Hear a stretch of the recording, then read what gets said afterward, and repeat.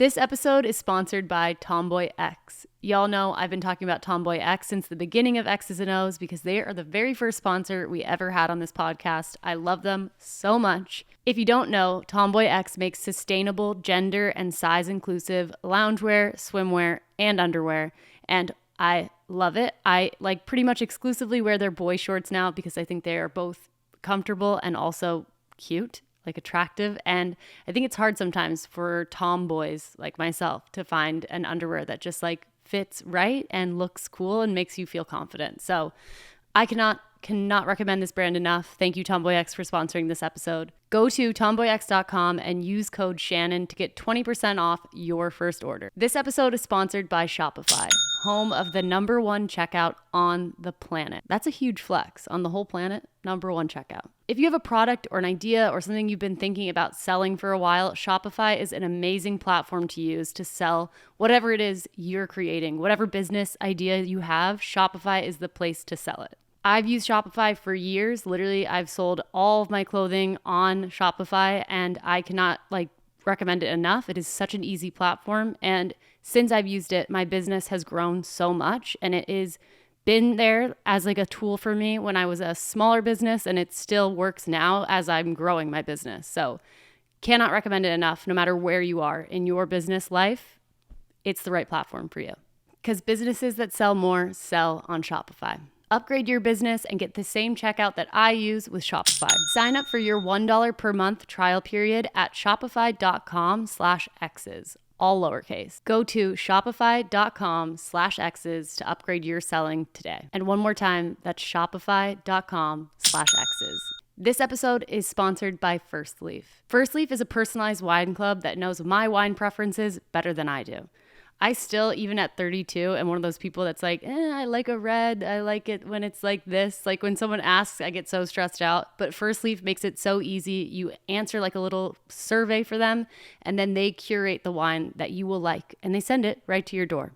I've literally had a subscription with them for a few years now. I think it's one of my most adult things that I do. And if you're looking to get into a wine subscription box, I highly recommend First Leaf. I literally have been using it for years. So get cozy and pop open that perfect bottle of wine from First Leaf. Go to tryfirstleaf.com/Shannon and you'll get your first 6 hand-picked bottles of wine for just $44.95. That's tryfirstleaf.com/Shannon. And one more time, that's tryfirstleaf.com/Shannon. Okay, hi guys. Welcome back to X's and O's. I'm your host, Shannon Beveridge. And what a week.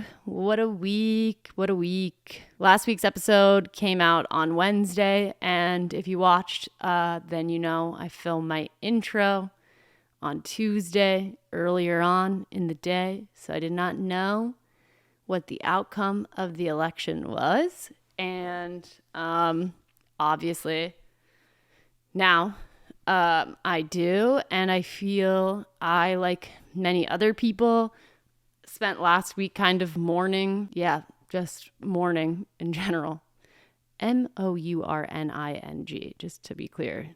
But now today is actually Monday. And I feel it's okay, I guess we need to get back to it because there's so much work to do. Clearly so much work to do, but there's still just a huge sadness. And I think the worst thing, let's not put any superlatives on this. I think a terrible thing is having so much hope in any scenario. When you have hope for something new, something we never had before, and then it gets ripped out from underneath you, that's a huge element of sadness. And then there's obviously the sadness that how much he won the election by. And then you're oh, it's you knew that might be happening, but you hoped it wasn't happening. And then you were also just hoping oh my God, what if we have our first Black female president? And then it's no, you're not getting that. And not only you're not getting that, you didn't get it by a lot. And also you lost the House and the Senate. It's just so, It's so disheartening. And I don't want to be... I want my podcast to be a hopeful place. I hope that it can be in some ways a distraction, but in other ways not a distraction, because I will continue to have conversations about queer people and about queer people in America and what this presidency will mean for queer people in America. So like, it won't be a distraction necessarily, but I also do want it to be like a joyful experience. And I obviously realize that I'm not feeling that good right now. I have felt better before. So I guess, I don't know. I mean, if you are feeling lonely, sad, scared, bad, not good, I see you. I love you. I feel you. To my trans followers in America, if you are feeling especially scared and lonely and sad and bad, I feel you. I feel also so scared for what could happen in the next 4 years. Obviously, Trump has already come out and said some pretty wild stuff regarding the trans community and what he plans to do day one in his presidency, like as if there aren't more pressing issues to this country. But I can't have a podcast about queer relationships and sex and not, I guess, like at least address these feelings that I'm having and like let you know that I'm on your side through and through. And like the next 4 years, I will be here fighting for your rights and my own rights, however I can, in whatever capacity I can, and just know that you're not alone. I will just say, queer people have persevered for years, for hundreds of years. We have existed, whether people want us to or not.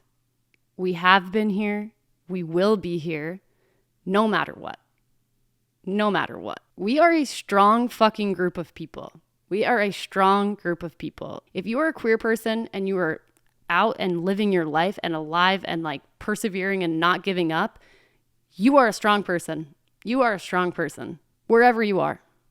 I don't care if you grew up in like the most like liberal house ever or the most conservative, the most backwards, you are a strong person. You are a very strong person. And I hope if we can do one thing, it is that we will continue to live.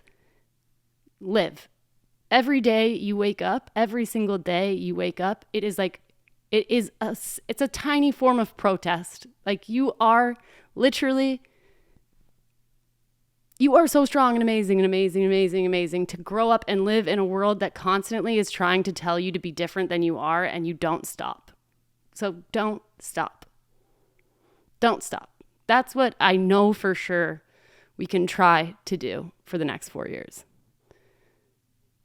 Not to give up. That's what I'm going to try to do for the next 4 years. And keep talking about these things and keep demanding rights for the people that I love. And yeah, we've been here forever and we're not going anywhere. So I love you guys. I love you. I love you. I love you. I love you. I love you. I don't know how well spoken any of that is or just was, but I hope you understand what I'm saying, what I mean, and give me grace because I am feeling terrible, honestly, terrible. But I hope you enjoy this week's episode. Disclaimer, this episode was also filmed before the election news was out. So I also want to say I adore the guest this week. Nemo is so cool and so fun. So check out all of their socials below and all of their music below. It will be, guess what, below. Okay. Illy, bye.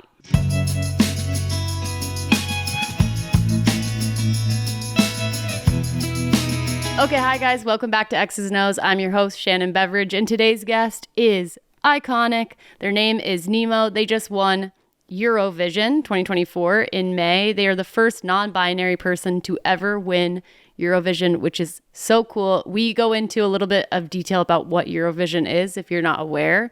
It's similar-ish to American Idol and the Super Bowl, basically. So you'll hear more in this episode where we explain it. But I was so happy to sit down with Nemo. They won with their song The Code, which explains kind of their journey with gender and their gender fluidity. And now they're working on a new artist project. They just had a song come out called Eurostar. They have an amazing music video for it that's out now. You should check it out. But yeah, I hope you enjoy this conversation with me and Nemo. They are so cool. Enjoy.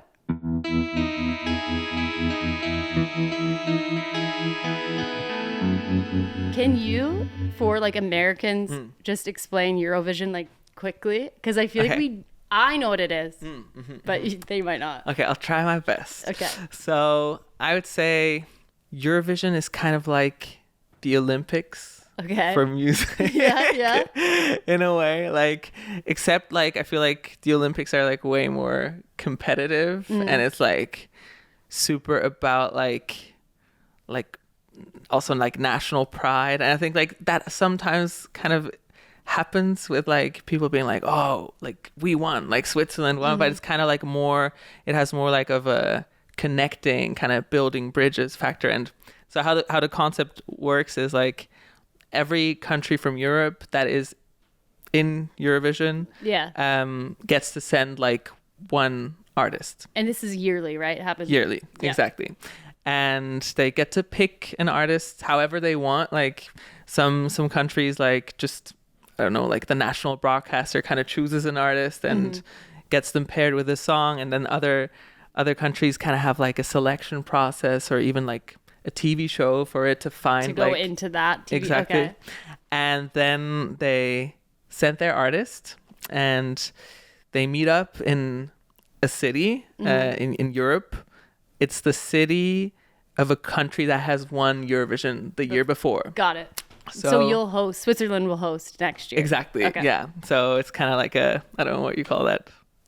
It's charade. It's giving Olympics a little bit too. Yeah. Right. Bouncing around like that. Yeah. And so everyone meets up kind of like 2 weeks before. There's like rehearsals, like usually like you work beforehand, kind of doing the staging with like you meet up with a director or something, and you get the chance to like think about your staging, but like you show up there like 2 weeks before and you rehearse. Like there's like tons of interviews. You get like thrown into like this whole like that's crazy whirlwind basically. And then there's like a semifinal where you always perform one song. Yeah. So you have your song, you go to the semifinal, and it's really not only just about the song, it's also about like the performance. And like your potential as like an artist also. Exactly. Too. Yeah. Kind of like, it's like everything, like the full package. So like the staging really matters, like what happens on stage. Like there's like super big like budgets for stage stagings usually. Does the country provide the budget, or is it everyone? Are you on a fair playing ground with everyone? Actually, that's a really good point, because it's not really fair, because it really depends on the country. Like each country like decides, has their own rules, and like some countries kind of like have a big budget for like, I think like the biggest countries are like France, UK, Germany, and Italy. And so I feel like they have like the biggest budget per like year. And then there's like other ones I don't really know like all the details, but I feel like you really get it. Like once you're in there, like, you get to know so much about the world. But so yeah, some labels come up with like money because there's like an interest of labels also. Yeah, because you're on like a world stage, so you're getting potentially a huge fan base just from the exposure alone. So they're like, okay, what if we just give them all the money and then they win? Yeah, I don't know how many people like watch the Super Bowl. Do you know that? I don't know. No. Yeah, that's kind of like what people like compare it to. Like sometimes like they say like it's kind of like in a similar range. Like I think like 200 million people like watch the final. Insane. That's crazy. And yeah, so obviously like labels are aware of that, and they chip in like some money as well for the performance. But whatever, like it's just like a giant kind of platform in a way. And also kind of the technicalities of it are very interesting, because like they set up like the stage. There's like 26, I think, acts in the final, and the whole show is like 3 hours long. How do with they, the that's voting. fast, I feel, to It's be fast. doing like The different. changeover is like 40 seconds. What? Out and in. Okay. So all the stage props, all the like lighting, cameras. That's like the most like intense concert of all time. Yes. And like most diverse concert of all time. Yes, it is. Like, and on TV it looks like it You looks don't on see TV. the effort. Like No, you it's don't. like boom. But it's actually, it's cooler to like watch it like in a stadium because like you see all the like craziness of it. Like pandemonium. yeah. And you won. Yes, I won. That's the weirdest part about And it. you won. Which is it all singular artists? There's like bands too, right? Yeah, there's a maximum of 6 people on stage. Okay. That's the rules. Got it. Yeah. That's did anyone like really did like ABBA do Eurovision? ABBA did Eurovision, exactly. Yeah, who could I'm US trying to like people think know? of like Americans because I think Celine Dion. no way. Yeah, Celine Dion For France? for Switzerland. What? She was the last person to win for Switzerland. And now you? Yeah, yeah. That's so It cool. doesn't make a lot of sense because she's Is she Canadian. Swiss? Oh, No, yeah. What? I don't know. Like I feel like this. She bypassed some rule there. They're like, I we'll know, take you. yeah. We'll take you. I know like one Swiss person helped write the song. Okay. And that's why. And then she got to do yeah, it. probably.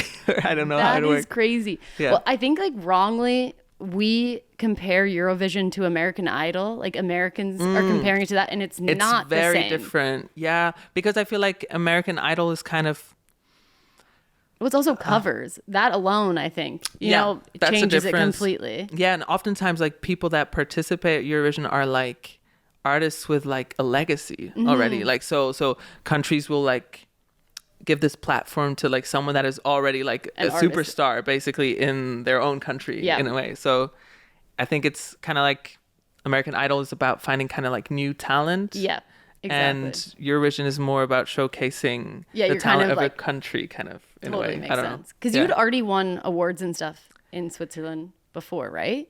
Yes. So I did like Swiss German music before I sang in English. And that was kind of like my first career in Yeah. a way. And then I did English songs. But it's really hard, like kind of getting out of Switzerland with English music because the Swiss market is very small. Yeah. And people in Switzerland, I would say, are not they're not really interested in their own artists in a Really? way. Like it's more an import Yeah. music country in a way. So I feel like we listen to a lot of US music or yeah. English music or German music, but we don't really, it's already hard to kind of make it in Switzerland. Yeah.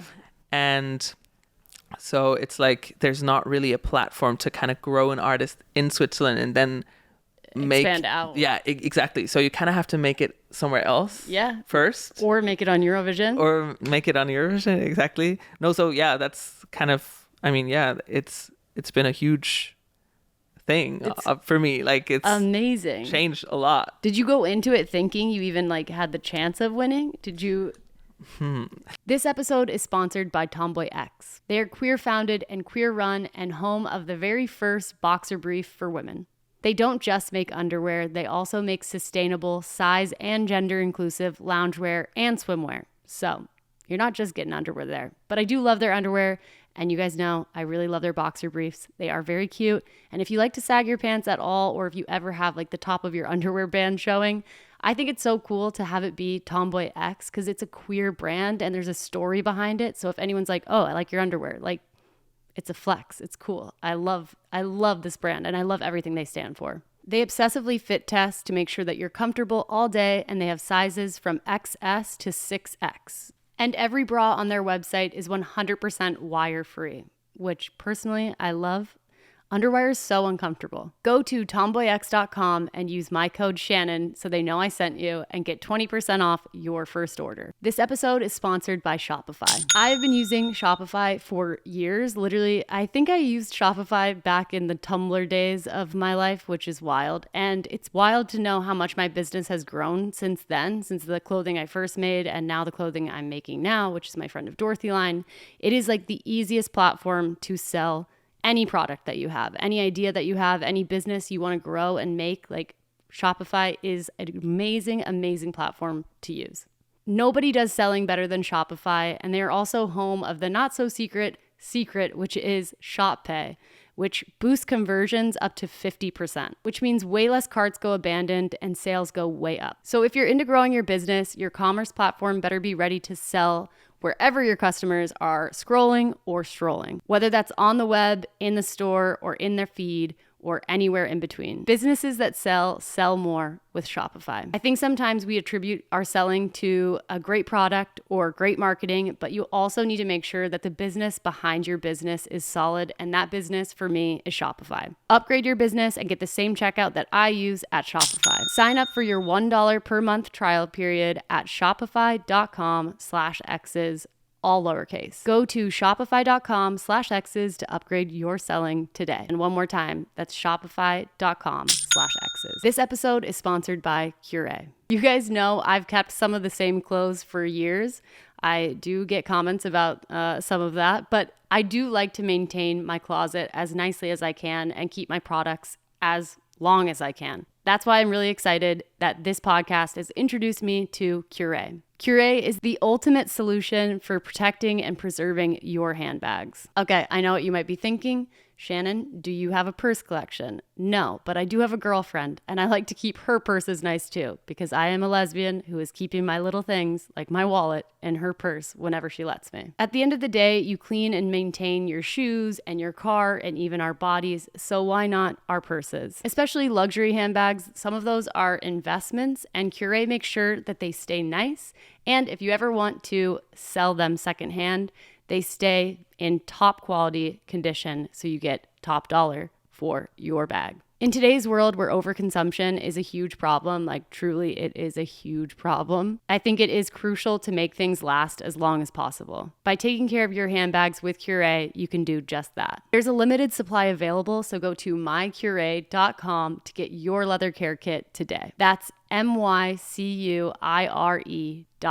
The best way to make your handbag last forever. This episode is sponsored by First Leaf. Again, First Leaf is a wine subscription service, and it's one that I've owned now for like multiple years. And I do brag that I think it's like the most adult thing about me. Just to have a few like bottles of wine on hand if I'm having a dinner party or if I have someone over.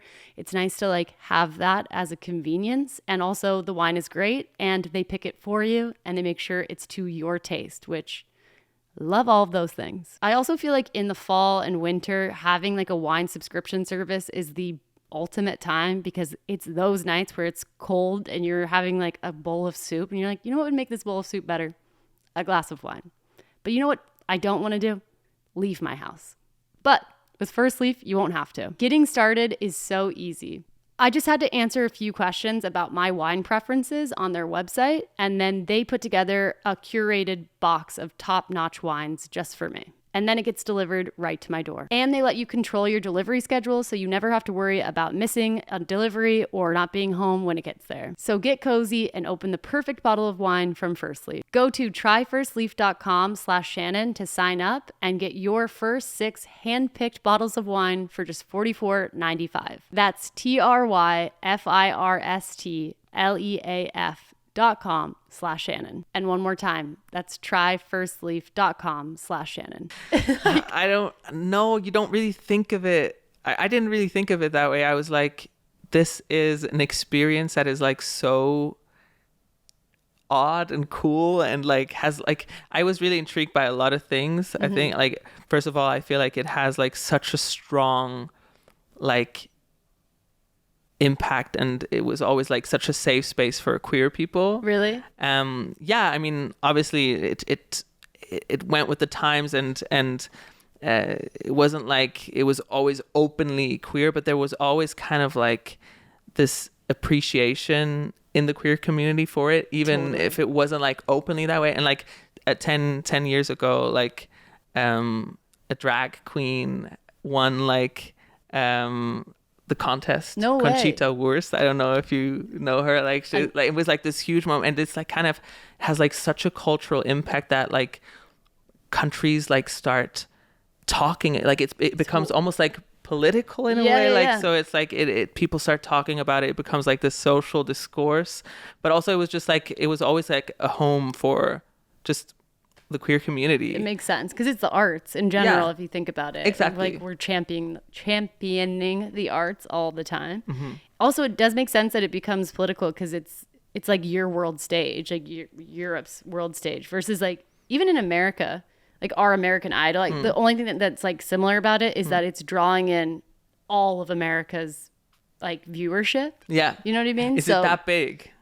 No, not really anymore. Okay, but it used to be like when it was like this prestigious totally, kind of- and everyone was watching. So then there was room to make political statements through it with like undertones and everything, you Wow. know. So I think that part is similar, but that's crazy. I didn't know what Who are drag like queen some people I would know like from Kelly America. Clarkson Okay. won. Wow. Yeah. Okay. Who else won, Rebecca? Jennifer Hudson was on, but she didn't win. But is that like the X Factor, or is that kind of like Because you similar? did that. Were you on the X Factor too? No, I was on something called The Biggest Swiss Talent. That's literally what it's called. You were like born for TV. You're like, I was, oh my God. what am I, competition, like, this God, competition. I don't know. Yeah. I was like 15, so I don't know what I did there. It was like, You've been doing music for a long time. Like since you were 3, I saw you started playing music. I played the violin when I was 3. Never good. Like, it But sounds like I'm this musical genius, but I'm but actually you started. not. Yeah. I gave it a shot. Yeah. That's got to be. How has it been? Okay, first of all, it was so badass that you snuck the non-binary flag on stage. Yeah, Can you you saw tell that? that story? Yeah. So I like it was a very like this year was kind of controversial in a lot of senses, and it was a very kind of tense environment backstage, and I was like Like you mean between the contestants and producers, or like between contestants and contestants, or no, kind of like a lot of things, like it Like was a just lot. chaos. Okay. And I mean, that's a detail we can go into afterwards, but like I was like backstage, and there's like this moment called like flag parade, and that's like, it's like kind of, I was like, that was kind of the part I was like most cringing about when going there, because it's like all the contestants just hold like their national flag, and it's kind of like, what am I doing? Like I'm not really a patriot. Like, I don't know what you call that in Switzerland. But so I was like, how can I like make this kind of authentic for me, and how can I feel like comfortable doing this? And so I wanted to like bring my non-binary flag that I had, and I did it like I think at the rehearsals or so, and then I went back, and then like someone came up to me and was like, you can't do that, like. Okay. And I was like, how? Why? Like, that's so, like, what Isn't reason? that like so interesting too? Like I feel like people would be like, cool, what's that flag? Like, yeah. And I'm like, there's no reason for it. Like, I'm not like harming anyone, or like, I'm not like, how could this even be like controversial? And so I was like, I'm not going to like make a big fuss out of it, or else they'll kind of like keep a very close eye on me. So I was just like, okay, I want and then it. and then I just like wrapped it in my Switzerland flag and took it out when I was like on stage, basically. That's so iconic. And afterwards they were like, no, you were always allowed to do that. I'm like, oh, that's what they said in the press conference, like like in an official no, we press don't mind. statement. Yeah, and I was like, so why did you tell me I can do it? Sure. But I mean, sometimes you just got to do things, I guess. Yeah, that was, and also like you're supposed to be showing something you're proud of, which exactly. Like, why not both? Yeah. Why can't I do both things? Yeah. How was like being non-binary on that show? Were people respectful of your pronouns, or like were they getting it, or how was that? And also, what do they do for like what language? Like when you're watching it in Switzerland, they're doing it in Swiss, and then Swiss. Swiss, Swiss German. Yeah. And then if you're in like Italy, it's in Italian. Like, I mean, the broadcast. They're commentating in the language of the national broadcaster. Okay. So I don't know, like, if I got If they were doing misgendered it in other languages. That's so But, interesting. I mean, in Switzerland, I just know it, like, because we don't really have an established gender neutral pronoun. Oh, really? In German. There's like a few different approaches to it, and all of them like work for me. Kind of what's the easiest right now is just using the name, instead of like a pronoun. Yeah. It was very interesting kind of seeing, because it's really not established in Switzerland, and like so many people are just never really cared, and like suddenly like it was announced that I'm going, and I was kind of already known in Switzerland, and also that I'm non-binary was known, so it's all like you see all these hosts kind of like struggling with it, and like trying, and like I feel like there was a real going for it, and trying, and I feel like that was really cool to see. Definitely. And to see that change is possible. Totally. At Eurovision itself, I think it's a very like the Eurovision team is a very like diverse like and young kind of team, and very, as I said, also very, I feel like a lot of queer people are working there as well, so I felt like always super like comfortable there. In my team, which is like you go with like you go with your delegation. Got it.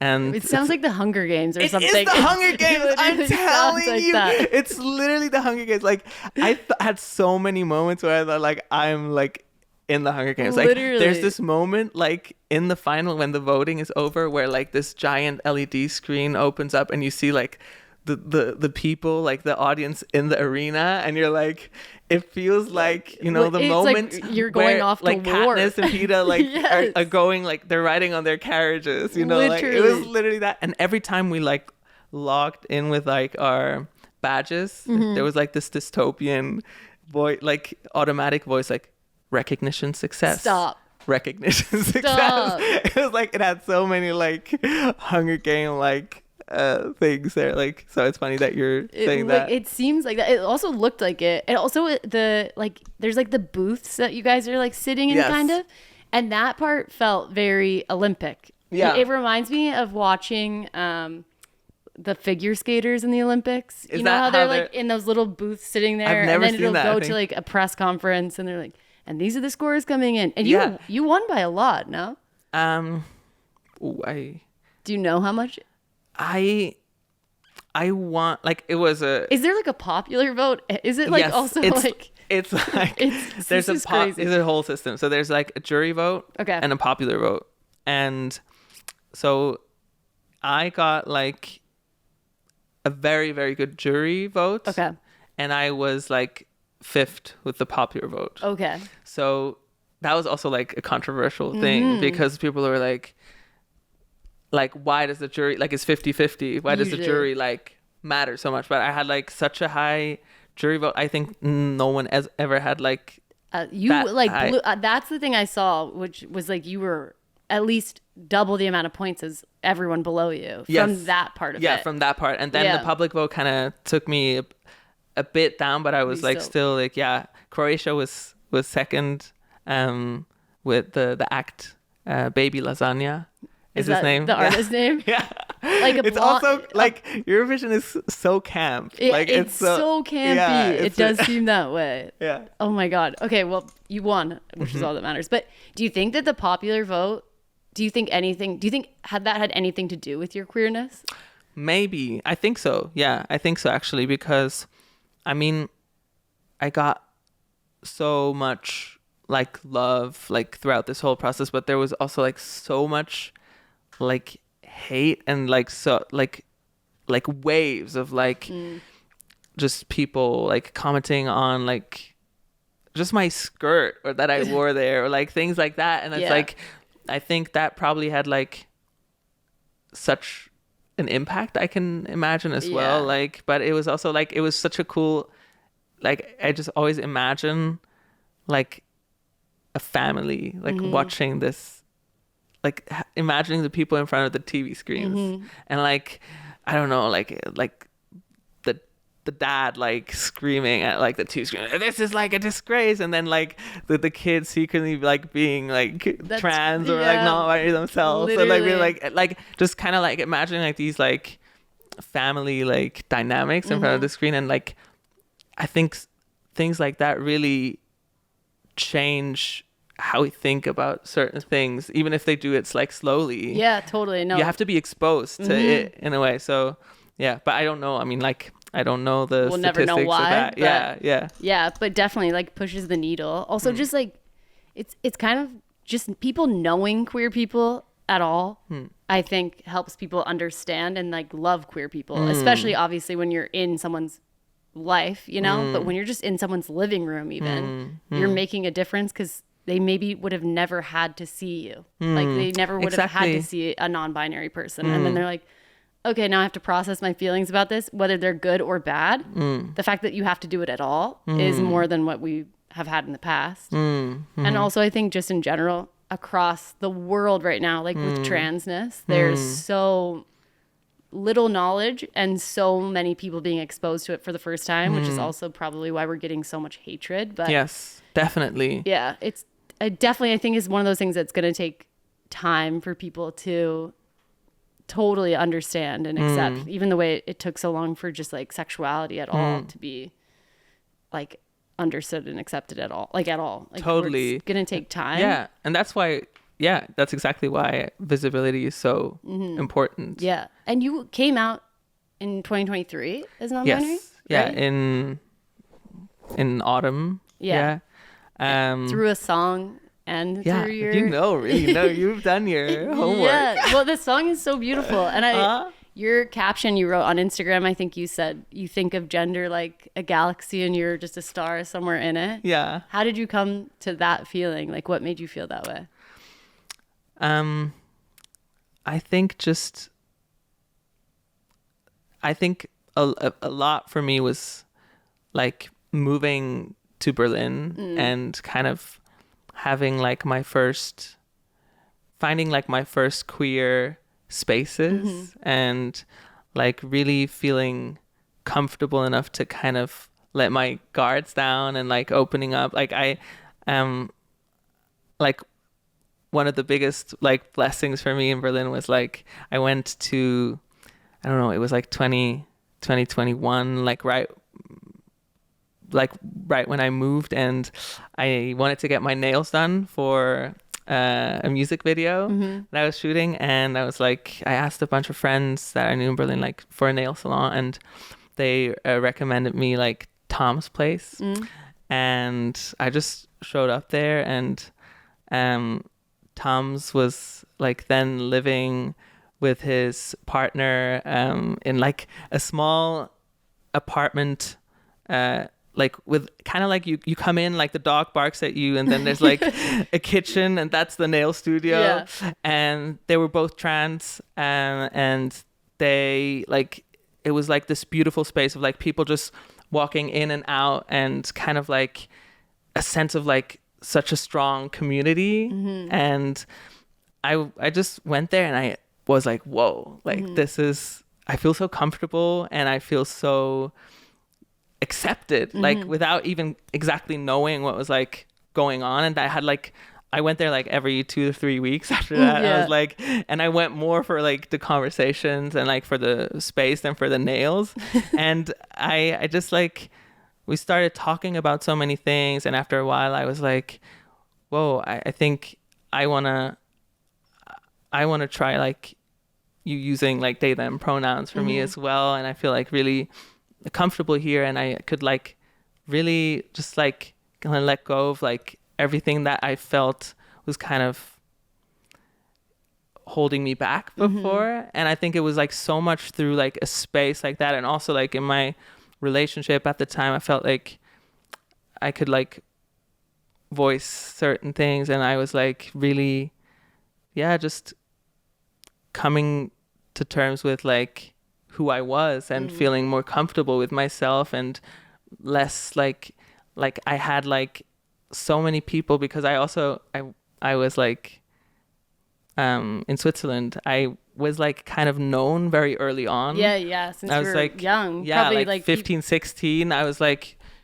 I got like known in a time where I didn't even know who I was. And I think really needed me like stepping out of that space to really give me the time and space to figure out who I was. I felt like I had like that part of my what do you say, like entwikkelijk of English, my development, that sounds wrong, like adolescence. Yeah, kind of like got like delayed a little bit. Yeah, in a totally. way. I don't know if that makes sense. Yeah, I think we call it like a delayed puberty almost. Yes, like yeah. you get like held back, or you get to have like a second puberty. Yeah, maybe it was like a second puberty. Yeah. That makes sense too. And also leaving where you're from. I think the thing about being non-binary that's so interesting is the language and how even I always think about people who are Spanish, like Spanish speaking, how everything is gendered in Spanish. Like the door has a gender, you know? German as well. Is it the same? I was going to ask because I don't really know enough about that. I know more about Spanish. Yeah. But does that make it easier or harder, or like, does it make everything like, I feel like the fact that in Spanish the door is a woman, obviously not, but like then you could almost care less about those kind of pronouns. Not, you know what I mean? Like it's like the weight is lower because everything is not. Yeah, it's a good question. I feel like I would say it's like different for every person. For me, it's more about, I mean, the language just says so much about how people perceive you in a way, and it's more about not really like a specific kind of language that I want people to use. For me, it's more about wanting them to see me as I am, you know? Totally, yeah. And I feel like the language is just like an indicator of that in a way. And if like, let's say in German, like there is like, we say like, how do I explain this in English? Okay, wait. So we have like, okay, the person is female. Yeah. And the human is male. Okay. So like you could like say, if you say her, sometimes it can refer to the person. Okay. If you say him, it can refer to the man. Okay. No, the human. Sorry, I was like confused. So there's like, I mean, sometimes when people say like her, to me they mean like the person. You know what I mean? And like it like language in that sense, I feel like it's kind of like more complex because of that in German. But it's like really for me, like if I know how someone is like perceiving me and I really feel that, language kind of comes second to that. But it is like it is such a strong indicator of that because you hear it all the time. You know what? I don't know if that makes sense. No, I do. It's just crazy. I think the language of it is just crazy in general because obviously I know in English even, I think a lot of people are having a hard time. But with they them, that it's plural, although it's not. Like when you get an Uber, it says they're on their way. And it's I don't think there's two drivers. And suddenly like it's a problem. Yeah, and people are like, oh, it's plural. But yeah, I'm just like, I wonder what that is like in every country. It's got to be different. And then it's like really beautiful that in some languages there is no. Yeah, you know what I mean? Like Finnish and the Philippines, I think well? too. Yeah. It's like there's not like he, her, anything like that. Yeah, exactly. So it's like, oh, it's just gonna be so interesting as time goes on to see how it develops. And navigate. And if they are gonna create, like we may have to create new pronouns in these places that don't have them to understand it. Yeah, and I mean in French, for instance, there's like elle, il. Elle is like the feminine pronoun, and il is like the masculine, and then now they have like yell. Okay. And it's like a mix of like a mixture of kind of like that's kind of like like a fix for that, you know. And like people, it's really in Switzerland, in the French part, like it's really it's kind of established, you know. Totally. And it also says a lot about like kind of culture, how quickly they are to change, like and how fluid things are. French makes sense. I feel like in France too, like everything's so like about love, and there's so much more like about art and like that's an interesting observation. Except for I don't like Paris. You don't like Paris? No, but I probably didn't do it right. I love Paris. It felt so cold to me. Like when were you? Probably like 5 years ago, 4 years ago. In winter or summer? Winter. With Well, my that mom and my explains. sister also. Okay. So I'm like, You should I give it gotta go another back. try. I gotta go Yeah. back. What do you think is the biggest difference like in the queer scene between like a Berlin and Switzerland, Los Angeles, New York? Does it feel very different to you moving in those spaces? I mean, I can say, I feel like Berlin is the queerest city I've ever lived in. Definitely. But now I moved to London. Yeah. And kind of comparing those two is very interesting because London is very queer as well, but like in a different way. If I like think about it, it's like, I think in Berlin, there's like just kind of like more dedicated spaces. Okay. Kind of like there's like clubs or like bars, restaurants where, like you can go at any time and it's like. Yeah. And also things queer. are open like all the time too, right? In Berlin? Yeah. Yeah, but in London kind of as well. Too. No, yeah. In Switzerland, it's like I think everything is so small. Mm-hmm. So everything becomes like less in a way. Like if that makes sense. Like Berlin is just like a city that's like 10 times bigger than Zurich. So obviously there's more like queerness as well. Of course. And like just more people. Yeah. But also I think like Berlin, if I think about the city, it's really beautiful because it's also very tragic because Berlin used to be like a super queer city before the Second World War and before like the Nazis, and then all of this happened and like I mean like there was so many queer bars and clubs and it was so alive and they just like wiped them out. Demolished it like overnight basically. But now to know that like so many years later, like nothing ever can destroy that because it finds a way back. And now it's even queerer than before. Yeah, totally. It's like the biggest like middle finger to all the Nazis. You know what I mean? Like it's like you can't destroy queerness. No, anywhere, right? It's like a flower growing through the concrete. You know? It's like we're gonna come out no matter what you do to us, which is sick. What do you think? Like, what's the dating scene like in London? Do you like it? I have not had enough time to really explore. I mean, I was there 2 months now. So, and I've not had enough time to really go on dates there. But I will certainly. I can tell you more about it. I guess I'm not really like a big dater anyways. No, I feel like, I mean, I was in a really long relationship. Like I was in a 5-year relationship until January. Oh my gosh. And you're young too. So that's like all of it. Mm-hmm. Yeah. That's basically all of it. Kind of oh like my God. What did I do? But I would say London is just more, I feel like people in Berlin have more time.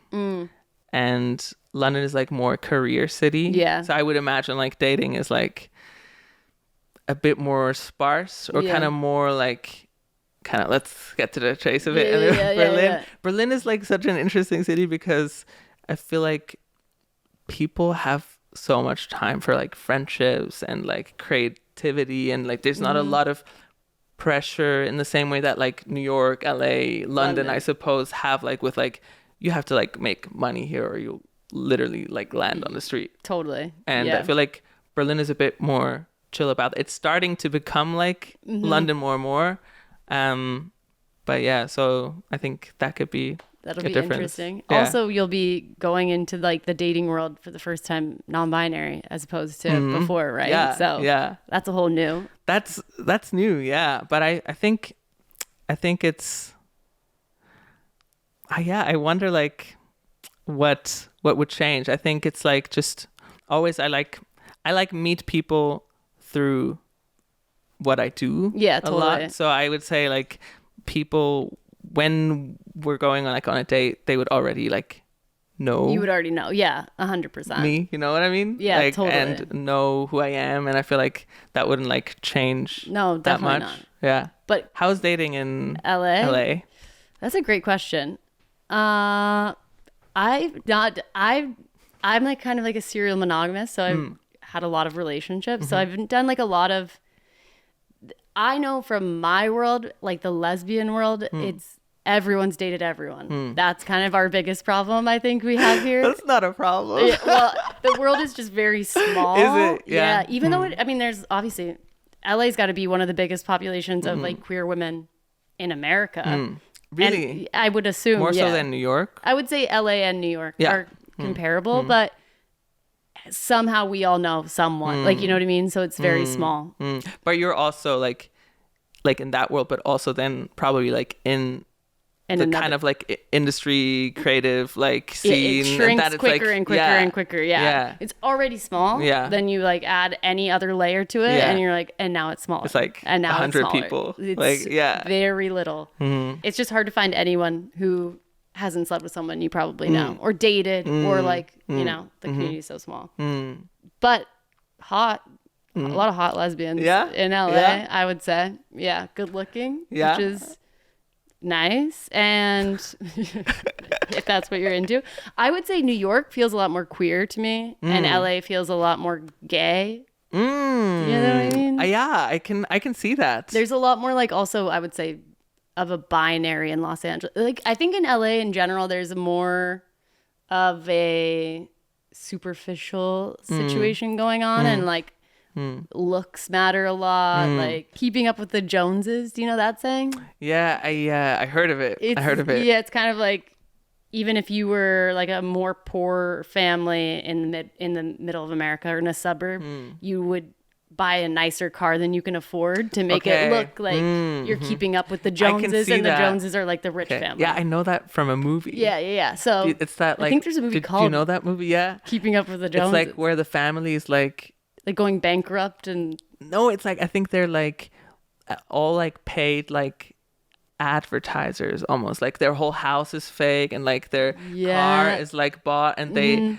they're just put in this like suburban village to pretend that they have all these things to influence all these people into it. So that makes sense. Same vibe. Yeah. So I think LA has like a bit of that of just like optics are more important, whereas like I think in New York it's like working is more important. It's also way more underground. New York, I feel like there's more of like a probably like queer underground in like New York. Is there like undergrounds? Yeah, apparently there are like a lot of club like that's like a whole new debate about Los Angeles in general. Is like our nightclub scene, like is it dead? Like it's gone kind of? It feels kind of deadish. Like I don't know about the fact, but is that true that like nightclubs have to close at like 2 a.m.? Yeah. Like what? Like you can't like have a club scene if that's like a rule. Yeah, so what I'm learning is we have more of like a rave scene. So a lot of illegal like warehouse parties that go till 6 a.m. Yeah. But they're like unregulated and so kind of not safe. Yeah, but also very queer. I've heard.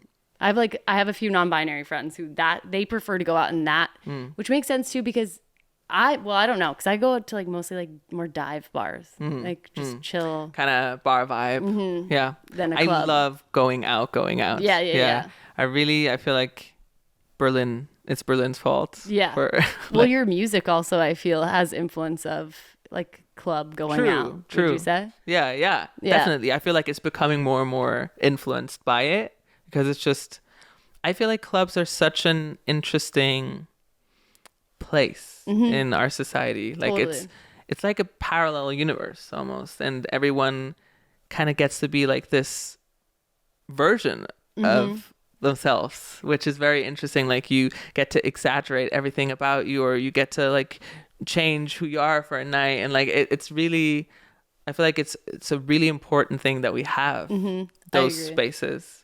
I feel like they're coming back. Yeah, you know what I mean. Like I feel like it's like culture is a pendulum and will go really far one way and then you come back the other way. And I do feel like the 80s, like the club kids and stuff in New York, and they were throwing pop-up parties on the subway and stuff. Oh my God. And now I feel like that's lacking again. And then like music also, like Charlie XCX and like the influences that. Yeah, totally. Yeah. Where people are like, where can I listen to this kind of music? Because it's obviously not a dive bar, you know? Yeah. You need to be, I mean, you could be, but you want to be in a club. You want to dance. Yeah. And I'm kind of surprised it didn't have like a stronger like switchback kind of post-COVID era because people were so closed Crave it. in. You would think it would have gone like straight. Yeah, I think it's just delayed a bit. Yeah, I think but you're I right. feel like I kind of feel like the cultural bubbling up of It's- that. yeah. Like very much. People want to dance. Yes. That's what it feels like. Yeah. And I hope like that the next like wave of like parties like that just becomes like super safe and aware as well, because I think that's kind of what like what you can criticize about like the party scene, like even if it's queer, like it's so hard to really make sure people are safe, you know. And I think there needs to be like party like events and like kind of like things that are known for being like this super safe space, and I think that's the next wave we're gonna like experience, or I hope so. Me too. I hope so too. Because some of the raves, I've been to some of the raves in LA, and they are like also a little scary because you're just like, who's in charge here exactly, you know? So yeah, that's what Berlin is like really good about. Like they oftentimes have like a very good like safety and awareness teams, and they come like check in on you like if you're sitting down like for like 10 seconds, someone's like, are you okay? Kind of. What's the big club in Berlin? The one that everyone tries to get into? Did you go there a lot? No, I never went to Berghain actually. Yeah. Is it like not as cool as people like, is it? I will go to Berghain eventually, but I feel like there's like different, like there's smaller kind of clubs that are equally as cool, but I can't say because I've never been to it. So I might love it, but it's also kind of intense. Berghain is pretty intense, like what you hear of it, but in a good way. Totally. It's always like you just have to like, the thing about Berghain is you invest like 4 hours and you don't know if you're gonna get in or not. Yeah, you know, like so it's my mom actually goes to Berghain. What? Yeah, my mom goes to Berghain sometimes. She goes like on Sundays. What? Like in the afternoon or in the morning, because it goes like from Friday to Monday morning. Got it. And she just goes to dance for like a couple of hours, and she always gets in. Like my mom is like the coolest. What the hell? Wait, that's so sick. Yeah. So was your mom like? Was her reaction to you coming out just like, okay, cool? Yeah, like she was like literally the first person, one of the first people I told. Yeah. Yeah, like she's pretty much the coolest mom we could ever have, I would say. That's so sweet. That's actually really cool. I was wondering, this was what I was going to say before. Is this about Switzerland? I like heard there's some saying about not wanting to be like the tallest flower. Like people will cut you down in Switzerland. Like they want everyone to feel very like even. So they won't, if someone's feeling like, there's no like bragging. Like if you start to like be boisterous, everyone around you is like that. Okay. It's literally the opposite of the States in that. It's really interesting. I feel like it has a positive side, but it also kind of has a negative side. I think the positive side is like there's just through that, like I think a lot of stability in Switzerland, and a kind of like a I don't know, like I would say stability is the word, and kind of like almost like equality, like in a way, like it's like more, even though it's not like we have billionaires as well, you know, like not everyone's equal, but like people would not like build, they would like, there's houses in Switzerland that look tiny when you like walk past them, but they have like stores that go down, and like there's super like mansiony when you get in them. I'm like, that's made to not show off. Yeah. But here in LA, you would like build a huge mansion, and it would be like this flat. Yeah. You know what I mean? Yes. You'd open the door and you'd be able to just like make a left and a right, and it'd be done. Yeah. Exactly. It's complete opposite. So I mean that's kind of like a thing about Switzerland, but at the same time I feel like people become less daring. What I love about the US is like people just do things. Yeah. And people are like, I'm an actress. And you're not even an actress yet, but you are in a way, because you're deciding you're an act. If people, like, a thing is, like, no one here, when you ask people about their jobs, no one's gonna tell you about their day job, but more about what they're interested in and where they're headed to. Or like in Switzerland, no one would ever do that. If they've not made it yet, they will always tell you their current. It's so job. interesting. Yeah. I mean, that's a thing. It probably also makes it harder, like with the daring thing, like it probably makes it harder to like think that you should or could achieve more. Like, you know what I mean? Like that your dreams might feel more silly almost in Switzerland versus in America. We're kind of like, okay, sure, do you. You know what I mean? Even if it seems like something that's impossible to do. Yeah. Like maybe people would have less courage to try something and fail in Switzerland. Yeah. Does that make sense? Yes. Yeah, I feel like failing is bad in Switzerland, which here it's totally okay to fail, which is kind of beautiful. I really like that about the US. But I feel like it's changing in Switzerland as well, like with the newer generation. And I think music is becoming more and more inspiring. And I think like COVID actually, for everything that it was bad for, it was kind of very good for Swiss culture and internet culture, because like suddenly like the first Swiss artists got like signed in that time, like outside of Switzerland, because labels were like, okay, it doesn't really matter where you're from right now, everything is becoming like so digital. And I think that's really also changing kind of like culture in Switzerland. It's slow, but I really feel it, and I hope like Switzerland will become more daring in the future. Well, and they have you now too. Yeah. Perfect. Okay. Is there anything you want to talk about that you didn't get to talk about? No? I really enjoyed this. Thank you. I really enjoyed it too. Do you have like, what's next for your artist project? I know your new music video is amazing, by the way. Thank you. Eurostar. Wow, you've really done your research very well. It's so good. I loved it. It's so like, also like so many different setups that you guys did. I was like, whoa. Thank you. And did you have other contestants from the show in it? I thought so. Yeah. It's so beautiful. Yeah. I mean, Eurostar is kind of the first song of my album that I'm writing at the moment. As I said, I moved to London, so I'm really kind of, this album is almost like an examination of me and what London does to me, like what I'm like experiencing in a new city and how I feel in the city. So it's a lot about London. It's a lot about myself. It's kind of very, I think I would say it's more urgent and more kind of in the now than what I've done before. Like I feel like The Code, the song I went to Eurovision with, is very like retrospective, kind of telling my story and how everything that led up to one moment, and now it's kind of like everything I'm going through right now put into an album. Totally. Yeah, that's what I'm writing right now. Your life must be moving a lot faster. Yes. I would assume. Yeah, there's a lot happening. There's a lot of things to write about, definitely. Awesome. Okay, well, I can't wait to hear it. Do you have like a date when it's coming, or you're sometime next year? Okay, hopefully earlier than later. Perfect. Yeah. Okay, well, y'all, you need to follow Nemo. Do you say your name Nemo? Like, you pronounce it, when I listen to you, it's like Nemo. Nemo. In Swiss German, I say Nemo, but in English, I say Nemo. Nemo? Yeah. Okay, follow Nemo on all of their socials. I'll be below, and check out their new music video. I'll also link it below. And also, listen to their music. They're amazing. Thank you so much for coming. Thank you so much. This was so fun. Yeah, for me as well. Yay. Thank you for coming into my studio. Okay.